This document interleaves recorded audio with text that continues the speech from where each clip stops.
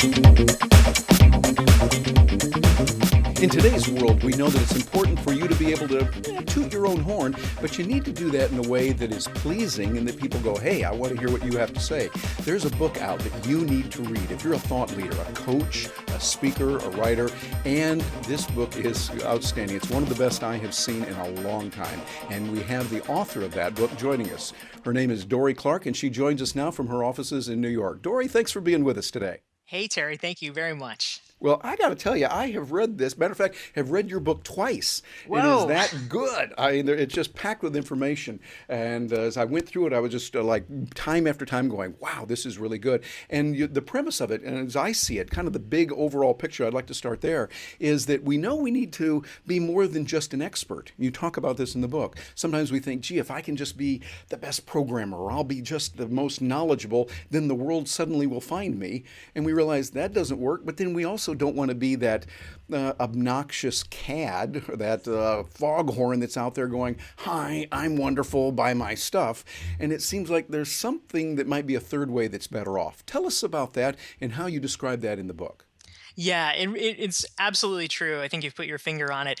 There is kind of a golden mean when it comes to self promotion, and too many people, though, they get. I think we're hung up by what we've been taught culturally, and so we assume that there's really only two polar choices between not doing anything and just saying, oh well, my work's going to speak for itself, and we assume that the alternative to that is being a jerk. And so people Yeah. say, well, I don't want to be a jerk, so okay, I'll stick over here. But the problem is that because we live in such a noisy environment now. I mean, people are just getting barraged with emails and meetings and Facebook notifications. I mean, we have hundreds of things we have to respond to every day, and as a result, people are just not able to pay that close attention to you. And so if your plan literally is just, oh, I'm going to wait around until someone notices, unfortunately, they may never notice. And Mm, so I think good that point. we need to discover this middle realm between doing nothing and between doing way too much when it comes to personal branding. Yeah, and one of the things I like about your book that you get into how to get started with that, how to do it. But before we get into that, one of the things I really like, matter of fact, I went through here and I got a lot of my little sticky notes throughout there of really, really good material. And over here on page 9 or 7, excuse me, on page 7, when you talk about the MOOCs that are out there, those massive open online courses that are available. And now you can't get away with just being the best option at hand. In a global economy, you need to be recognized as the best period. And it's like, whoa, wait a minute, I might be the best here in East Waukauga. We don't even worry about those folks over there in East Waukauga, but I'm over here on the west side, I can really be good. And that's kind of how we've been for centuries. But now suddenly, ooh, you're being compared to others around there. Tell us about the severity of that and what it means for thought leaders. Well, I mean, anyone who reads the newspaper has probably seen in the past, 5 or 6 years, so much coverage now about wealth inequality and things like that. And, leaving aside policy implications for this, there's a driving force behind that, which is that with the internet, with globalization, you have the ability for people to really concentrate power and wealth and influence. And that's you can debate it all you want, but it's increasingly a fact that we now, thanks to the internet, everybody wants the best. I mean, that's a human thing. Why would you not want the best? And in the past, when we were limited by our geographical region or by technological issues, I mean, even calling across the state 10 years ago, 15 years ago, that was expensive. I dated someone once who lived 2 hours away, and I was spending hundreds of dollars a month on phone bills.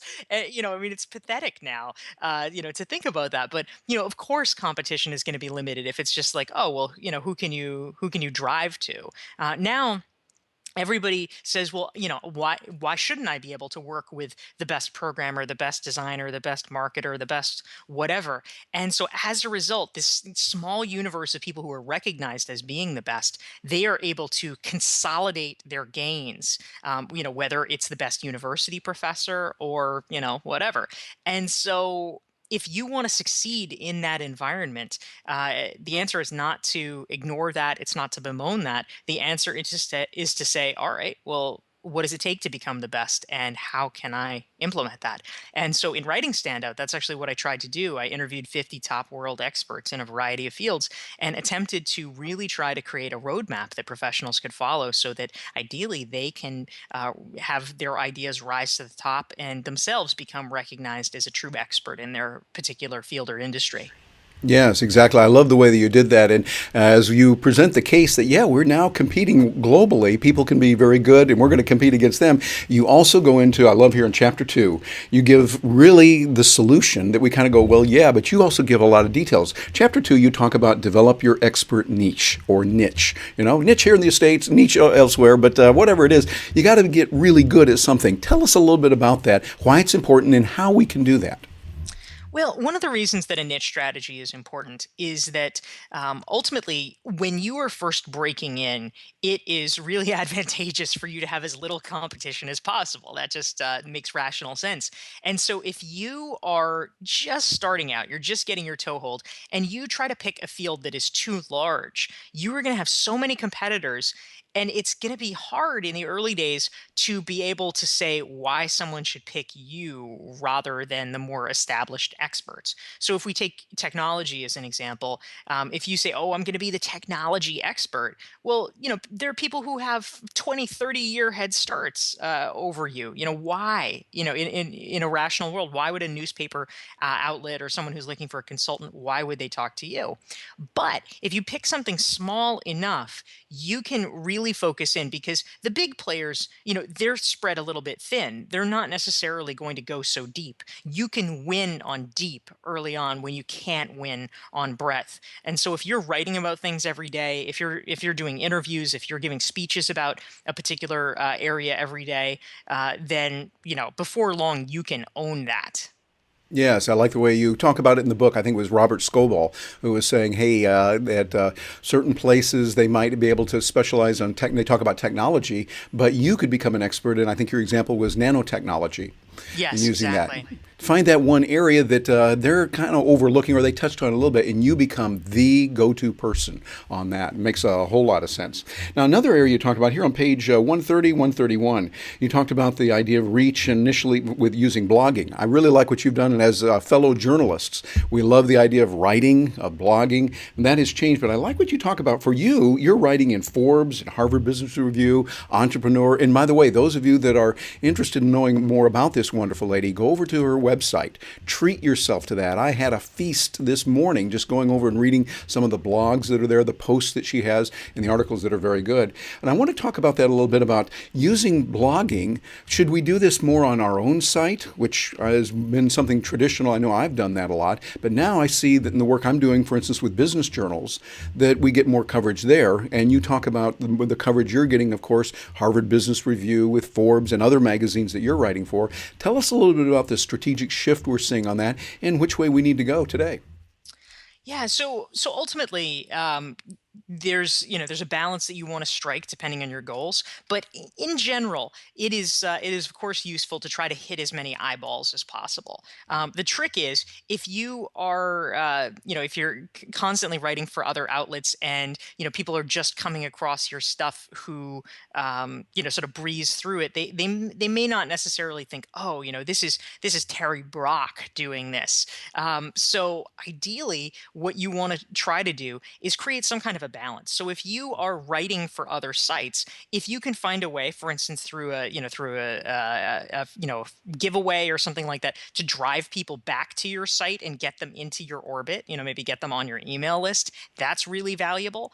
That's why it's so critical to make sure that you always have the bio at the end. One of the best things that I've done actually during the launch of Stand Out is I created a free 42-page workbook, which is adapted from Standout. It's sort of like a Standout self-assessment to help people apply these ideas to their own lives, and that has been a real driver for me. I've grown my email list by about 5,500 in the past 2 months as a result of that. Good for you. And yeah, thank you. And so I just at the bottom of of the blog posts, I have a link there, to my website, dorieclark.com, so people can download that for free, and that's been really successful. But there's a lot of different models. There's a guy named James Clear, who's been a very successful blogger. His strategy, which I think is also a very good and valid one, is that he posts everything to his blog initially, twice a week, but then he syndicates the content post facto on other heavily trafficked websites and just keeps trying to drive things back to his own website. But Robert Scoble, who you mentioned earlier, one of his takes, he originally became known as a blogger, but ended up abandoning that because he said, you know what, I'm going to go where the people are, and where the people was, he determined, was on social networks. So if you go to his website, Scobalizer, there is now just sort of a notice up there like, hey, I don't come here anymore. But if you want to Yeah. connect with me, here's my Twitter, here's my Facebook, here's my Google Plus, and so he's reaching people that way. So there's not necessarily one right way to do it, but I think that the key is that you want to find the strategy that works for you to maximize the number of people that you're reaching, and hopefully find ways to deepen the connection with them. So it's not just your name kind of rolling over their consciousness, but something that sticks, so that they eventually say, "Oh yeah, I've heard of him. I've heard of her." Yeah, I think it's a very good point because for most of us, we don't have the name celebrity status, and so they're going to find us by topic and also by publication. So if you're in that large publication, hey, you're riding that tiger, that's much better for you. But then you build your status so that then it's there, and like you say, you have the offers, the goodies that are there on your site, so people can get into your orbit and work with it that way. I find that, when I was with Skype, often we would have a new announcement, say next Tuesday at noon Eastern time, we're going to announce such and such. What we would do is we'd hold off. We'd put the articles there. We'd put the videos there and about the new program. And then at 12 noon or whatever time it was, then we made sure that at that point all the social media started supporting it. We saw the Twitter blast, and we had all the LinkedIn, and we had everything out there, all the channels, and then we put out further information. So it seems like that kind of strategy has worked, still is working, but based on what you're saying and what I'm experiencing from others, it's starting to shift, and looking at other well-known publications is also a viable strategy, as you say. Yeah, absolutely. Tends to make a lot of difference on that. So I like that. And then as I looked over here, oh, you gave a good example of a mutual friend of ours there on page 138 and 139, Mark Fidelman, who Yes. writes also for Forbes, a wonderful guy. And Mark, you're probably watching this, so hello there. A shout out to you there. And Mark spends a lot of time really creating quality. You talk about this in depth in the book. And for those of you watching this, getting that and reading just that alone is worth the price. To get in here and see that, he'll spend over 100 hours, and he develops this creating infographics, SlideShare, and ebook, and he all does that. And I love the way you said it here. You have to keep pushing and thinking of ways to expand your audience, because that's the only way you can achieve the critical mass necessary for your idea to truly penetrate in a noisy world. So that begs the question of, how do you keep coming up with great ideas? What do we do to keep going back to the well? Dorie, what do you do to get those ideas?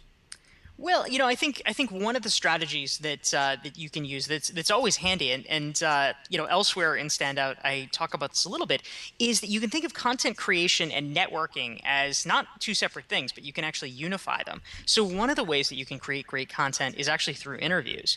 And if there's somebody that you want to connect with, you want to get to know better, interview them, and that's going to spark a whole raft of new ideas that you hadn't necessarily thought of before. That conversation takes you off in a whole nother direction, and creates possibilities. But above and beyond that, one thing that I do that has been really helpful for me is actually, for years now, every time I have an idea, I always make sure to write it down. If I'm on the Yeah. go, I write it into my smartphone, and then I will periodically email the notes from my smartphone to myself, and I'll add it to a master file that I have on my computer. That is now probably 70 pages of notes. Wow, 70 So pages. Now, do you ever use Siri or dictation? A little bit. I mean, I I'm a pretty fast Yeah. typist, so it's not super necessary. I mean, on the phone sometimes I do, but the notes that I'm talking about are really short, Yeah. and so it's mostly sort of a memory jog. So I mean, just literally kind of Yeah. going into it right now. Give you some examples of stuff that has popped into Yeah, my what's head been popping recently. around your noggin these days lately? Yeah, let's see what we got here. So I don't even remember necessarily, but sometimes these are questions that people have asked Yeah. me. So I have, okay, so I have a thing about the right way to own your mistakes. And so I want Mm. to contrast two guys I know. One guy where he really just like embraced it and made it part of his brand that he had screwed up in this way. And, here's what he learned from it. And then another guy that I, you know, am not. I'm not that respectful of how he handled it because he's always trying to like super minimize it and play it down, Mm. and I think it's kind of in the back of people's heads anyway, and he's not acknowledging it. So comparing and contrasting those approaches, I think is interesting. This is a question someone asked me about: should you name your company after yourself? Here's one about how to catch up when you've been out of the office, and so I have like a few thoughts, kind of bullet points that I would incorporate into paragraphs about that. But I have a lot of different ideas here. That's What to excellent. what to do when your ideas aren't being heard, blah blah blah. So any of these things could spark blog posts, and so literally the thing that stymies a lot of people is it's like, oh, it's time to write now, and they don't know what to write. And so what I do instead is I have this enormous list, and I'll just sit down, if I have an hour, and that's what's on the schedule. I will scan the list, see, depending on who needs a post from me or sort of what the genre is. I'll look and see what's appropriate. I'll look and see what's kind of speaking to me that day, and I'll be like, all right, well, I'll do that one, and it's enough to keep me busy for a really long time. Very nice. I like the way you do that. I find I'm doing the same type of thing and using the technology. I remember it was Earl Nightingale, called the Dean of Personal Development with Nightingale Mm, Conant Corporation, and he would say often, when you get an idea, you've got to stab the idea, use a pen. Because back in that day, he said, always carry a pen and paper with you. Now that's a good idea. And so I'll carry around the digital voice recorder, or now, of course, with our phones, we can use those. And I really like the dictation because often, even if I'm running, I'll carry it with me. I get outside and yeah. running, and I get an idea, and I go, oh, be sure and do that. And I might send myself a dictated Mm, Evernote or something like, or put it in the memo pad there. And I find that's important so that you grab them right then. And like you say, then I sit down when it's coming up time to write, and I know, okay, today's the deadline. I can go through and look at all of those. So getting those ideas and working with them, really, really important to do that. I that's like the right. way that you talk about many other things here, particularly here on chapter 9. You talk about putting thought leadership into practice. Something that those of us that are thought leaders, tend to do is we're rushing a lot. We're always busy. And you make the point that I really endorse here of making time for reflection, quiet, whether it's going to be just quietly sitting, maybe meditation, maybe prayer, whatever works for you, doing something like that. Tell us a little bit about that and why that's important for those of us that are in a thought leader position. Yeah, one of the things that was interesting to me as I was researching Stand Out is looking into some research by Teresa Amabile at Harvard Business School, and Mm-hmm. her research showed, and this is so interesting, that actually when people are multitasking, when they're just like they're constantly doing things, they're like boom boom boom boom boom, they feel more productive. They actually feel better in terms of their lived experience. They're like, oh yeah, I'm rocking it. Oh yeah, And exactly. Let me catch my cell phone over here. I gotta go. Let me do something there on that too. that's right. And the hysterical thing though is that of course it's not true. Even Yeah, even though they truly feel they're being more productive, empirical studies have shown that is not true. It's the you're right. opposite. And so we delude ourselves a little bit. Our actions are not necessarily representing reality. And so we need to be mindful of that. We need to be mindful that we're kind of tricking ourselves, and so having just a little bit more white space is important. I interviewed a guy named John Hagel from Deloitte's Yes. Center for the Edge. I actually quoted him. I created after Standout. I decided that I'd do a little experiment, a little experimental project, and I created an ebook that I released about 6 weeks after, or maybe even less, maybe a month after I released. Stand Out. It's called Stand Out Networking, and it's just a short ebook. It's about 60 pages, and it's all my sort of combined thoughts about best practices in networking. And so I quoted John in there, and I thought he had a really lovely quote. He was talking about the role of serendipity in your life, and how do you essentially make yourself luckier. And one of the things that he said is that we have largely engineered luck out of our lives. And the Hmm. way that we have done it is that we have scheduled ourselves so tightly that literally there's no room for luck. You can't, luck Yeah. is something that is unexpected, surprising. And if you are, scheduled every single, 15 minutes, there's nothing in there that's surprising because you're rushing from one thing to another. What he said literally is the only serendipity in your life is if there's a fire alarm and everyone has to pour into the street. Besides Yeah. that, none. And, I think that most of us don't really want to live that way, but we have to kind of consciously push back against it. Yeah, I have to agree with you. I think we need to kind of plan for those times of spontaneity. Get the things done, put it in there, but whether it's a day of the week or a time of the day, and I think taking a little bit of time, even 5, 10 minutes each day for that quiet reflection, sitting down there, and even if you're in that hotel room somewhere and you're traveling, you can still go to whatever beautiful place you can remember or imagine in your mind and be able to do that. It really helps us a lot, and I think that's very important. I'm glad you put that in the book. I think that was extraordinarily important. And then over here on Making the Time for Luck on page 181, excuse me, if your network is too heavy with fellow marketers or 30-something tech guys or mom entrepreneurs, make it a point, I love this, make it a point to attend events that attract a wide cross-section and avoid clustering in homogeneous groups using what you call the colored shirt strategy. I love that. Tell us about that colored shirt strategy and what you mean. Yeah, so this is actually something that is there's a psychologist named Dr. Richard Wiseman, and he Yeah. reported on a research subject that he had, which I thought this was great. So this is this random guy had a strategy, and it was so good that Richard Wiseman reported on it, and I thought geez, more people should think about this.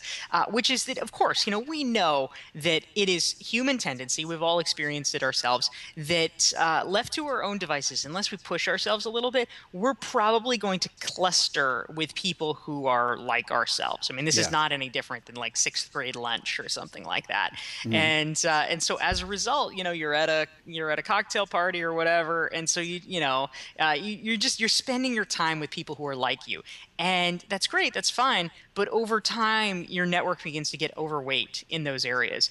And Robert Putnam, who is a sociologist at Harvard, he it has a nice way of expressing it. He talks about the dual concepts and the equal importance of what he calls bonding capital and bridging capital. And in order to be successful, to have a successful network, you really have to have both. Bonding capital would be your relationships with similar people to you. You're bonding over some shared affiliation or status. If you have bridging capital, however, that is where you begin to bridge the gap. You reach out to people who are not like you. Mm. And you need to do that. Otherwise, let's say with bonding capital, all your friends are married.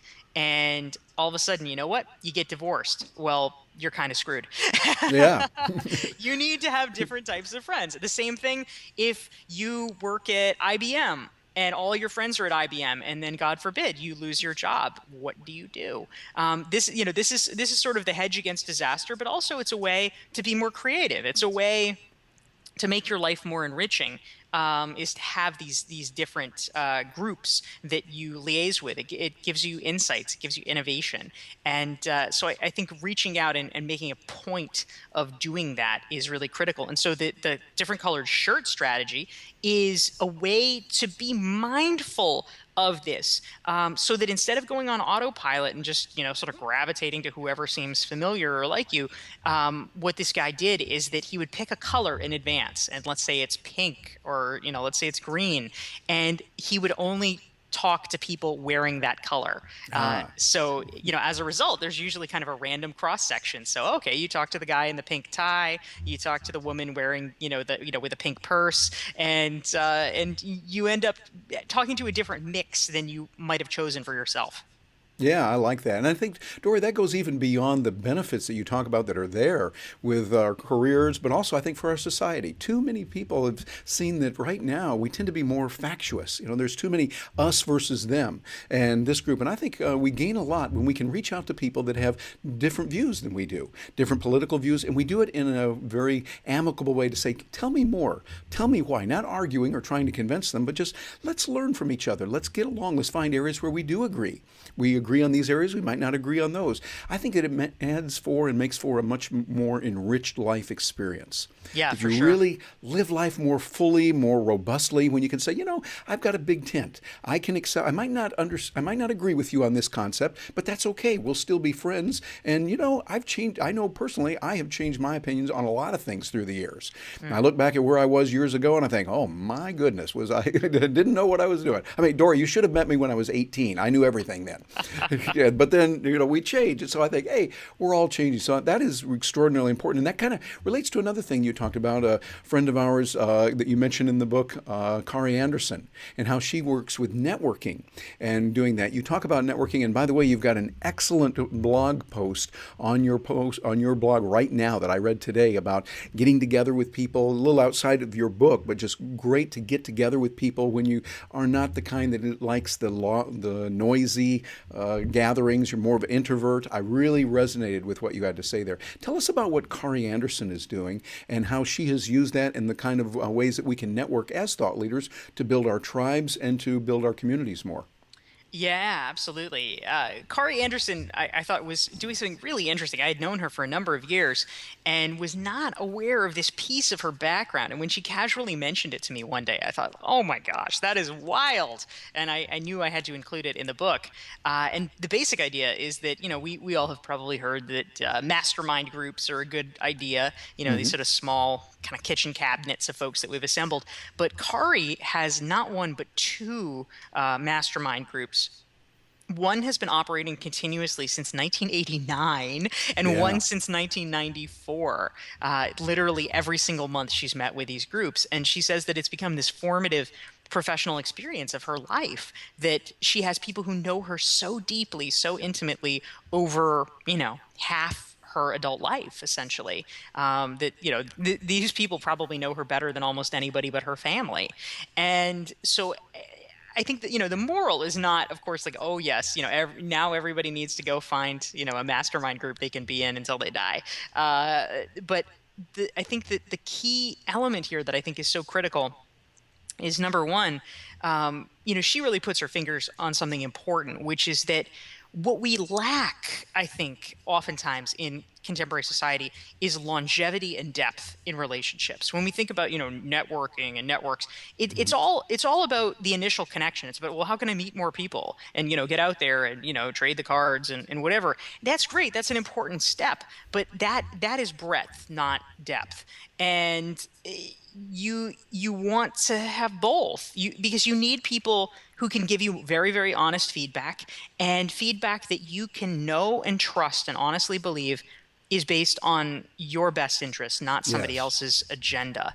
And Mm-hmm. so I think the key part that I take from Kari, the second critical thing, is that too many of us are reactive when it comes to our networking. Somebody asks, "Hey, can we meet up?" and you're like, "Yeah, sure." And so that's who you meet up with. But instead, what we need to do is be very proactive, to start thinking, well, who do I want to spend time with? Who are the most important people to me? What do I want to learn? Who do I want to learn from?